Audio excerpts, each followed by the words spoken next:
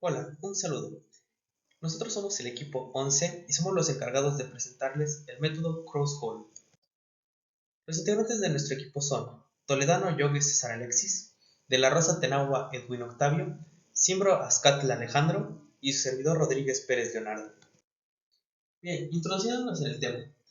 Dentro de la ingeniería civil, la exploración de suelos no solamente es uno de los primeros pasos, sino que también es uno de los más importantes, ya que en base a él procede una toma de decisiones, como puede ser el diseño y profundidad de las cimentaciones o algunas modificaciones necesarias, como lo es modificar un suelo para que sea apto a soportar la obra.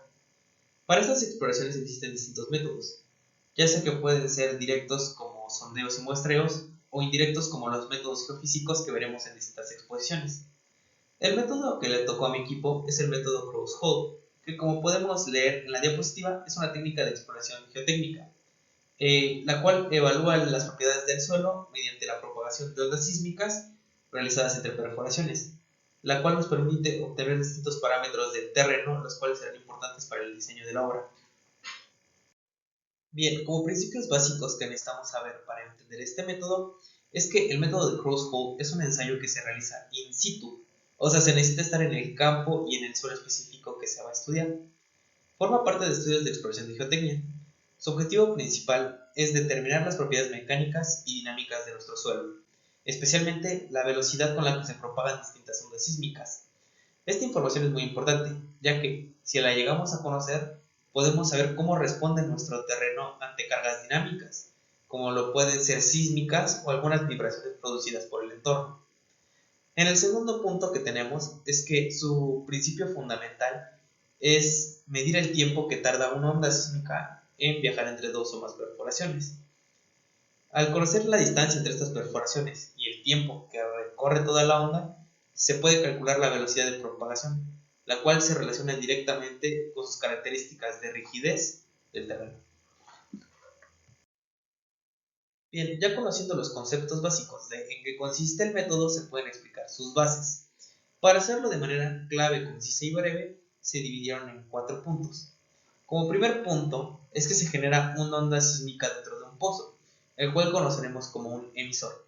Para generar esta onda podemos hacerlo mediante un impacto o con un dispositivo especializado en la generación de vibraciones. Como segundo punto, es que la onda viajará de manera predominantemente horizontal a través del suelo de un pozo a otro. Como tercer punto, es que será registrada por un sensor al que conoceremos como receptor, ubicado en otro pozo. Este receptor será el encargado de registrar el tiempo en el que llega la onda de un pozo a otro. Y como cuarto punto, es que con esa distancia conocida y el tiempo que registró nuestro receptor, es que se calculará la velocidad de la onda, la cual nos dará la información clave y los detalles sobre el suelo. Bueno, se habla mucho sobre las ondas cuando se explica este método, pero ¿qué tipo de ondas son las que se miden? Para empezar tenemos las ondas P, las primarias o de compresión, aquellas que viajan más rápido a través del suelo. Están relacionadas con la compresibilidad del terreno y se obtiene información general sobre el comportamiento del tipo del suelo del que esté constituyendo el terreno donde se trabaja. Como segundo tipo de ondas tenemos las ondas S, las secundarias o de cortes.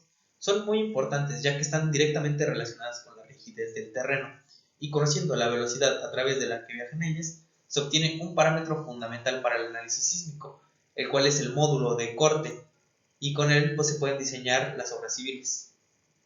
Bien, ¿qué información nos aporta este método? El método de Cross-Hole, así como otras herramientas de análisis geotécnico, nos aporta información vital sobre el terreno en el que vamos a trabajar. Pero, ¿cómo sé yo que me dará la información en específico que necesito? Bueno, en base a ello dividí en 4 puntos de información principal que es la que nos brinda este método. Y si es lo que necesito, sabré que este es el método que debo de elegir y aplicar en el terreno analizado. Como primer punto, es que determina la velocidad de las ondas P y S, que como se explicó de mejor manera en la diapositiva anterior, son vitales para el análisis dinámico de nuestros suelos. Como segundo punto, es que identifica cambios de estratos. Al analizar dos puntos a una distancia considerable de un mismo suelo, en base a la variación de las ondas sísmicas que pasan a través de ella, podemos saber si en la subbase de un terreno hay distintos materiales. Como tercero, es que evalúa la rigidez y comportamientos dinámicos del suelo. En un país tan sísmico como es México, es muy importante conocer eso, ya que sabremos cómo reaccionará nuestro terreno en caso de algún sismo, una vibración muy fuerte producida por el entorno. En 4. Apoya estudios sísmicos y de diseño geotécnico. Contribuye a que diseñemos de manera más segura, asegurando que el suelo será apto para la construcción que se va a realizar allí. Así que este sirve de apoyo en dos áreas, tanto del análisis estructural como de la geotécnica. Del libro Dinámica de suelos del autor Alba Hurtado encontré esta imagen muy interesante, la cual muestra de manera gráfica todo lo expresado anteriormente. Podemos ver tanto la perforación desde los pozos como la aplicación de ondas y todos los parámetros necesarios para calcular el tiempo y la distancia en la que llegan las vibraciones de un punto a otro. Bueno, continuamos con el equipo requerido y su preparación.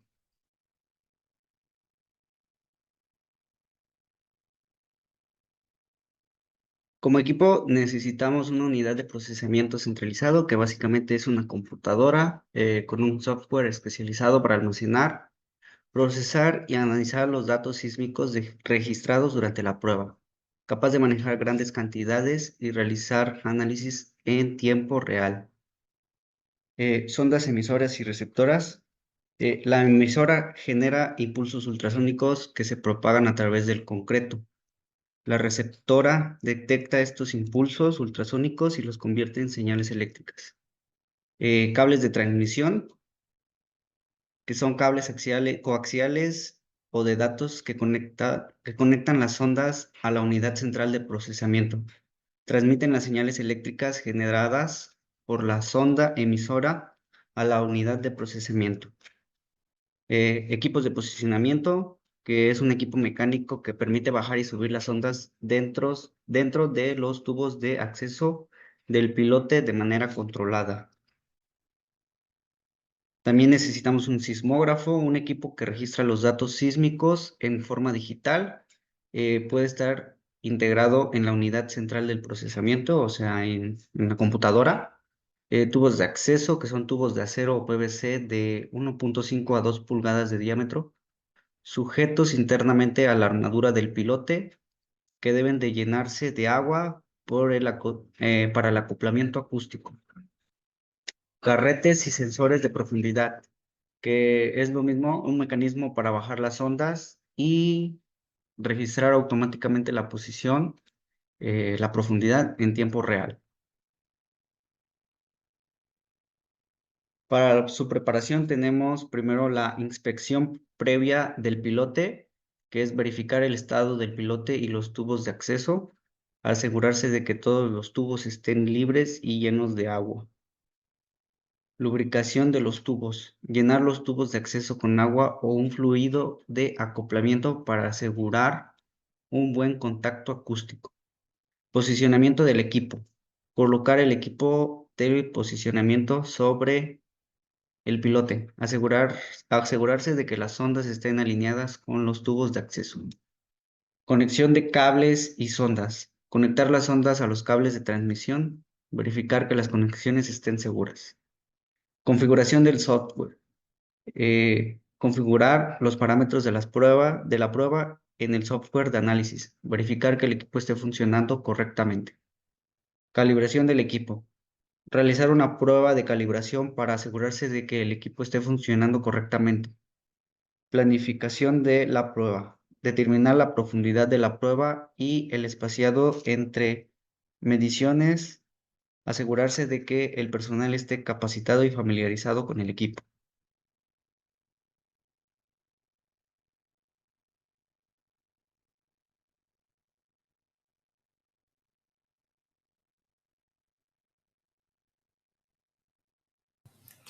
Bueno, ¿qué tal? Yo soy de la Rosa Tenagua Edwin Octavio y a continuación les voy a hablar un poco acerca de la historia o el origen conceptual de este método. Para empezar debemos darnos la idea de que medir ondas sísmicas entre pozos o crosshole no es nueva, ya que en 1917 el ingeniero e inventor Reginald Fessenden, conocido por sus contribuciones a la radio y a la sismología aplicada a la minería, propuso un método para localizar cuerpos minerales usando mediciones crosshole. En su publicación original describió el uso de ondas sísmicas transmitidas entre pozos para detectar anomalías en el subsuelo. Esto se considera uno de los primeros antecedentes formales del concepto crosshole, aunque en ese entonces se enfocaba más en la exploración minera que en suelos para la ingeniería civil. De ahí pasamos a una siguiente etapa que es el desarrollo práctico para suelos o ingeniería. Durante las décadas de 1950 y 1960, con el auge de la ingeniería sísmica, especialmente tras tras terremotos importantes en Estados Unidos y Japón, los ingenieros geotécnicos empezaron a necesitar mediciones precisas de velocidades de ondas de corte y compresión in situ, porque las pruebas de laboratorio no capturaban bien el confinamiento real en el subsuelo. Continuamos con el desarrollo práctico para suelos. Bueno, nuevamente en este apartado, en los años 60 a 70, investigadores y agencias como la USA Army Corps of Engineers y el USA Bureau of Reclamation desarrollaron y refinaron el método para evaluar sitios de presas, cimentaciones nucleares y zonas de alto riesgo sísmico. En esta época también hubo publicaciones muy importantes como trabajos de Stock, Howard y Schwartz en 1970, que describen procedimientos tempranos para medir ondas de corte en suelos y rocas. Este método se popularizó porque resolvía limitaciones de técnicas superficiales como refracción sísmica, que no detectaban bien capas ocultas o anomalías laterales. De ahí, por último, llegamos hasta la estandarización y pues hasta cierto punto una madurez de este método. En 1984 la ASTM publicó la norma ASTM D4428, luego actualizada como D4428 diagonal D4428M, que formalizó los procedimientos para el Cross-Hole Systemic Testing en suelos y rocas. Esta norma definió guías claras para la perforación de pozos, colocación de fuentes y receptores, adquisición de datos y reducción de tiempos de viaje. Desde entonces, pues se convirtió en un estándar de referencia mundial para aplicaciones en ingeniería. En los años 80 a 90, el método evolucionó hacia versiones más avanzadas como el Cross-Hole Topography, que usa múltiples trayectorias y algoritmos de inversión para crear imágenes en dos dimensiones de velocidades entre pozos y no solo de perfiles de una dimensión. Esto fue impulsado por avances en computación y software de procedimiento. De ahí, en los años 2000 en adelante, pues se integraron con fuentes más precisas como fuentes piezoeléctricas o solenoides para ondas polarizadas y receptores traxiales, mejorando la calidad de las señales y reducción de errores. Aquí, pues me gustaría comentar un poco de lo que sucedió en México y América Latina. Pues en países como México el método se ganó pues gran relevancia a partir de los años 80 a 90, especialmente tras el terremoto del 85 en la Ciudad de México, donde se vio la necesidad de caracterizar mejor los suelos lacustres y zonas que amplifican la amplificación sísmica.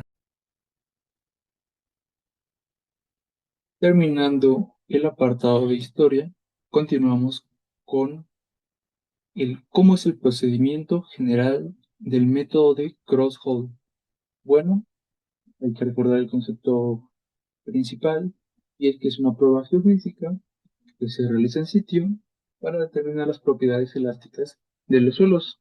El objetivo principal de este ensayo es medir la velocidad de propagación de ondas de compresión, representado por V mayúscula, subíndice P, y las ondas de corte, representadas con V subíndice S, a través de diferentes estratos del subsuelo. Ok.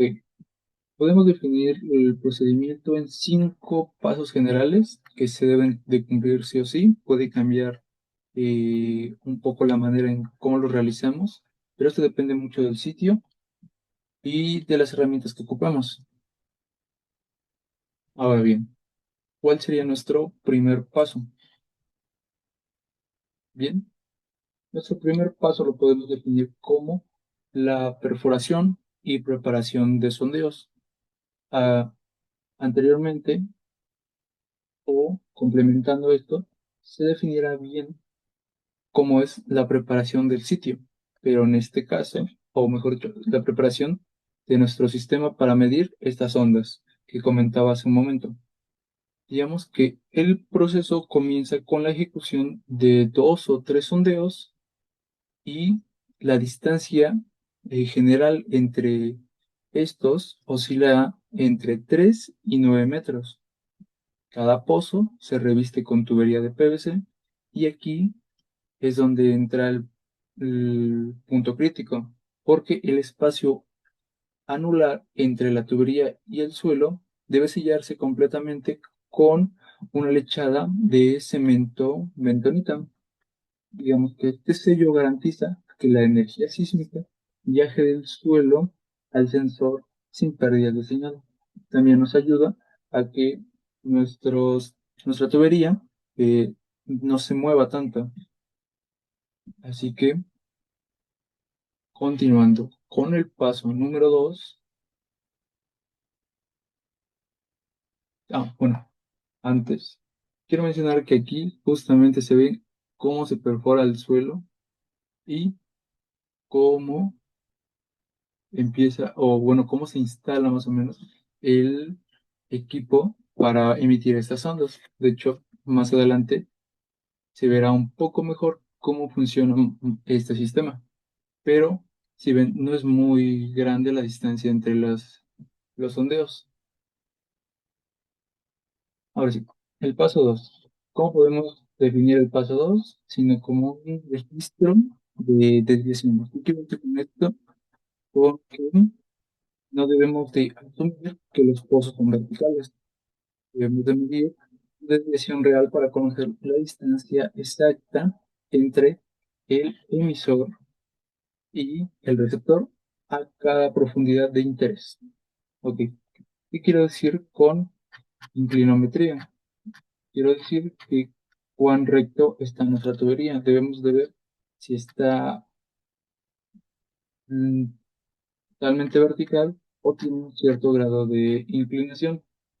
Porque si nosotros tenemos un cierto grado de inclinación y no lo consideramos, esto puede provocar que calculemos velocidad de ondas erróneas, lo que daría un módulo de rigidez del suelo falso.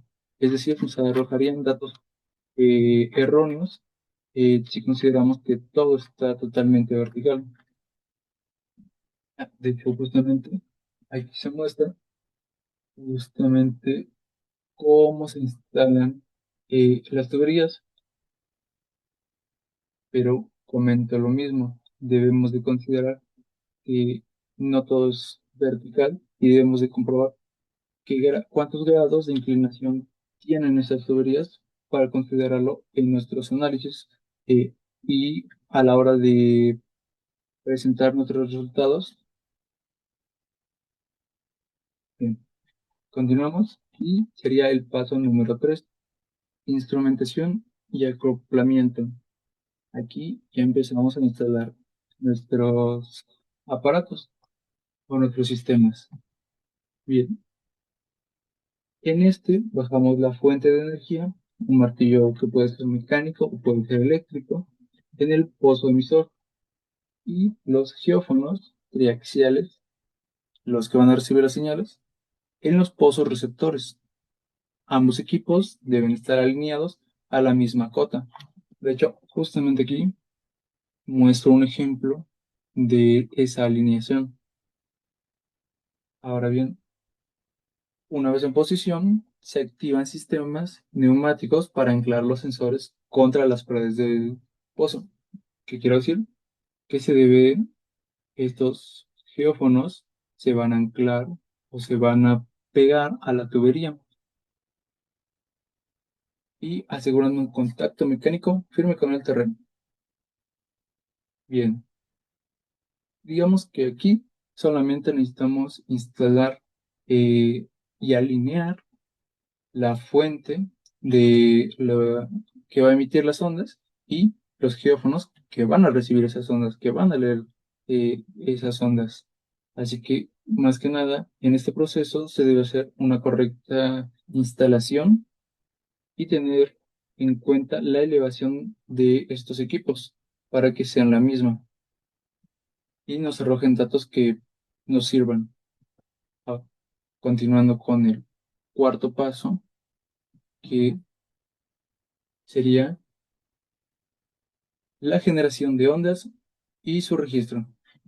Aquí se genera el impulso sísmico para las ondas de corte, que se representa con una S mayúscula, y que realizamos impactos verticales en ambos sentidos, arriba y abajo. ¿Qué quiero decir? Que se van a emitir esas ondas, justamente por nuestro martillo mecánico o eléctrico. Esta va a emitir nuestras ondas. Bueno, este aparato. Aquí es una representación muy vaga, pero quiero que se entienda que desde aquí será la fuente, como lo menciona o como se muestra en la imagen.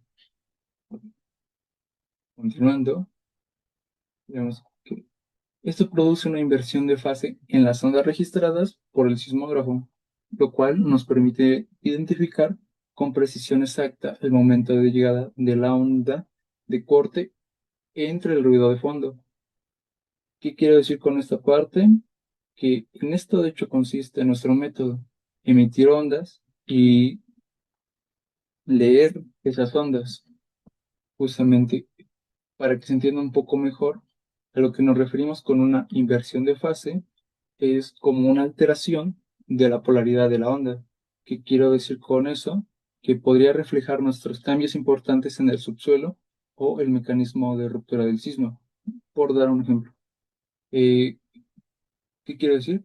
Que esto nos diría el cambio en los estratos del subsuelo. Ahora bien, en eso se fundamenta o en eso se basa eh, este método, en ver cómo va cambiando según estos cambios o estas inversiones de fase. Ahora bien, continuando con el último paso, sería procesamientos y cálculo de módulos, ya siendo el último. Y finalmente, con los tiempos de llegada y las distancias corregidas por la inclinometría, calculamos las velocidades aplicando la teoría de elasticidad y conociendo la densidad del material. Obtenemos los parámetros del suelo, que podría ser la velocidad de onda de corte, el módulo de rigidez al corte dinámico y la relación de Poisson. En resumen, podríamos definir que el método de Cross-Hole nos entrega un perfil continuo de rigidez del subsuelo. Es la herramienta definitiva cuando el proyecto exige un conocimiento profundo de cómo se está comportando nuestro suelo ante tal vez sismos, tal vez vibraciones de maquinaria o algún fenómeno que nos pueda dar pequeñas deformaciones en el suelo.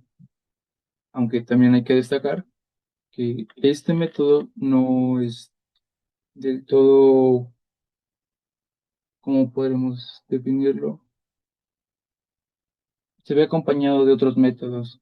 Los resultados que da son bastante certeros, bastante seguros, pero mm, no puede ser un método es solitario. Debemos de acompañarlos con otros métodos que eh, corroboren los resultados del método de Crosshold. Es decir, tenemos que hacer más de un método para comprobar que nuestros resultados sean correctos.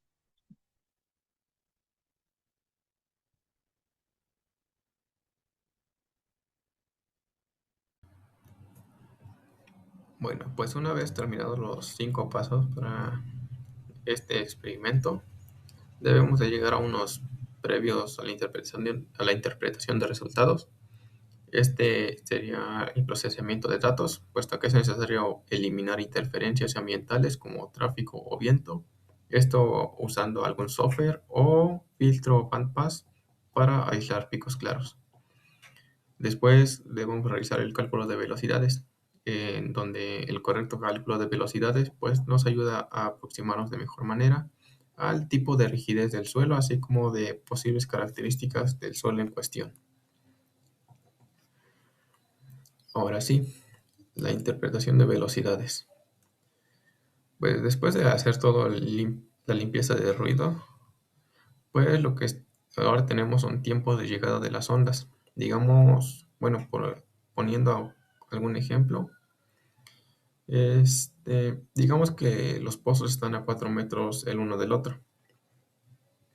Aquí la onda P, la más rápida y de compresión, llega primero, por ejemplo, en 2 milisegundos. En este caso, la velocidad Vp sería igual a 4 metros, si dividido entre esos 2 milisegundos, que nos daría 2000 metros sobre segundo. Este resultado sería típico en suelos mojados o con rocas no tan duras. Si la onda S, la de corte más lenta y la que más nos importa para la rigidez, llega en 4 milisegundos, Vs sería igual a 4 entre los 4 metros entre los 4 milisegundos, lo que nos daría un total de 1000 metros sobre segundo. En palabras simples, si Vs es bajo, pues el suelo es blando, flojo o se mueve mucho en un sismo. Aquí tenemos el riesgo alto de que el suelo se vuelva demasiado blando, como gelatina podríamos decir, y pues se hunda toda nuestra construcción. Si Vs es alta, tendríamos un suelo duro, compacto, que aguanta bien temblores y cargas pesadas.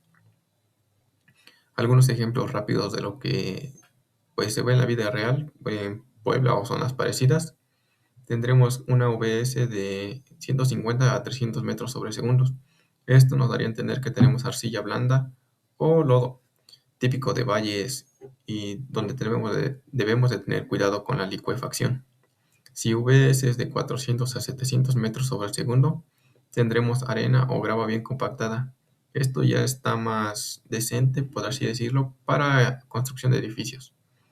Si llegamos a tener una Vs mayor a 1000, quiere decir, de 1000 metros sobre segundo, quiere decir que tenemos roca o un material muy rígido, y este suelo lo debemos aprovechar puesto que es un buen suelo.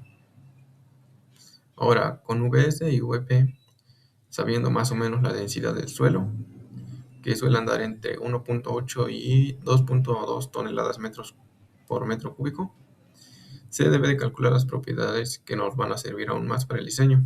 Por ejemplo, el módulo de corte G, que básicamente nos mide qué tan elástico es el suelo a pequeños movimientos. La fórmula para este módulo es densidad por Vs al cuadrado.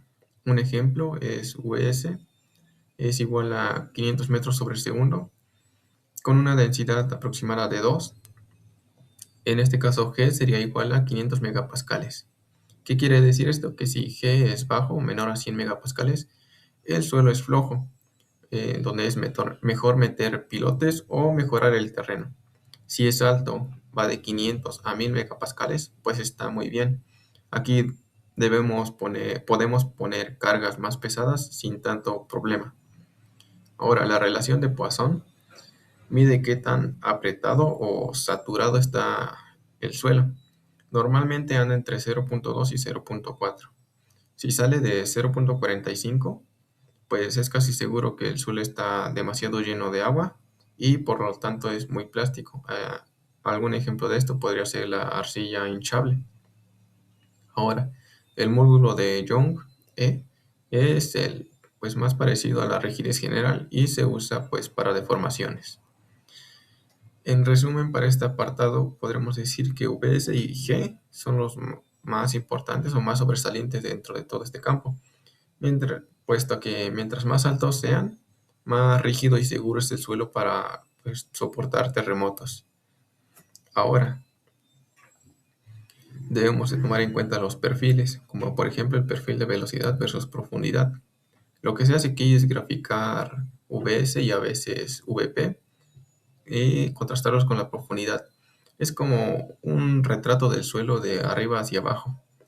Aquí debemos de resaltar varios puntos, donde si Vs Sube poco a poco, pues el suelo se va compactando naturalmente con la profundidad, o sea, bastante normal y bien para nuestros cálculos.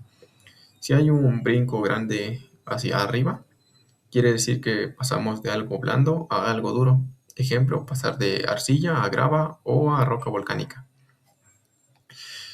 Si baja de repente, pues debemos de tener cuidado, puesto a que puede ser una capa débil, una fractura o una zona con agua sucia o hasta una falla escondida. Esto es muy común en zonas cercanas al Popocatépetl. Ahora, en México con la norma NTCS o NHRP se calculan VS30, promedio de VS en los primeros 30 metros. Si VS30 es mayor a 700 metros sobre segundo, el sitio es bueno, hay poca amplificación sísmica.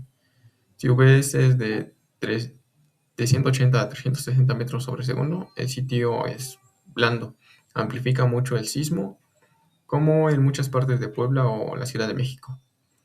Ahí pues hay que tener un diseño más reforzado en la zona. También existe la tomografía avanzada, esto en versiones tomográficas con múltiples pozos, donde se generan mapas 2D y 3D de velocidades usando inversión, ejemplo, algoritmos de ray tracing, donde una baja VS en una zona indica posible falla o contaminación. Bueno, por último, debemos de resaltar algunas trampas o cosas que pueden hacernos llegar a obtener resultados erróneos. Esto lo podemos dividir en puntos donde si hay un ruido o llegadas mal identificadas, VS sale demasiado alta o demasiado baja. Y esto nos perjudica puesto que llegamos a tomar decisiones equivocadas sobre la zona. En suelos muy heterogéneos, con capas muy delgadas o fracturadas, a veces las zonas toman caminos raros, refracciones, y la velocidad aparente no es real. Por eso en las normas ASTM recomienda 3 pozos en casos dudosos. No debemos asumir que los pozos son perfectamente paralelos, puesto que en realidad se desvían algunos grados, es muy poco, pero llega a suceder, y esto provoca errores del 5 al 10%. También en suelos saturados, VP suele subir mucho por el agua, pero VS no suele. Bueno, como algunas ventajas que tenemos sobre el método de Cross-Hole es la precisión en la evaluación del terreno. El método Cross-Hole proporciona mediciones de alta resolución, lo que permite una evaluación detallada de la calidad del concreto en cimentaciones profundas. También tenemos la detección de anomalías en cimentaciones y pilotes, el análisis de la velocidad de propagación de las ondas ultrasónicas, permite detectar problemas estructurales antes de que causen fallas en la cimentación. Es útil en suelos complejos o con variaciones laterales. Detecta defectos internos como vacíos, fisuras, zonas mal compactadas o segregaciones. Evalúa parámetros dinámicos del subsuelo para análisis sísmico. Obtención de parámetros dinámicos. Facilita el cálculo de módulos elásticos dinámicos como módulo de corte y módulo de compresibilidad, esenciales para el diseño estructural. Algunas desventajas son la dependencia de condiciones del terreno, su eficiencia disminuye en suelos muy blandos o con presencia de agua que dificulte la transmisión de ondas sísmicas. Elevado costo, la perforación adicional y el equipo especializado hacen que sea más caro que otros métodos.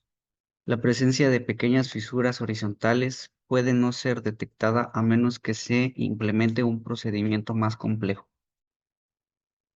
Mayor complejidad operativa requiere sincronización precisa entre fuente sísmica y sensores, además de personal especializado. El poder resolutivo del método disminuye con la distancia, ya que siempre ha de existir una relación entre el tamaño de la anomalía y la sección de terreno comprendida entre los sondeos de recepción y emisión.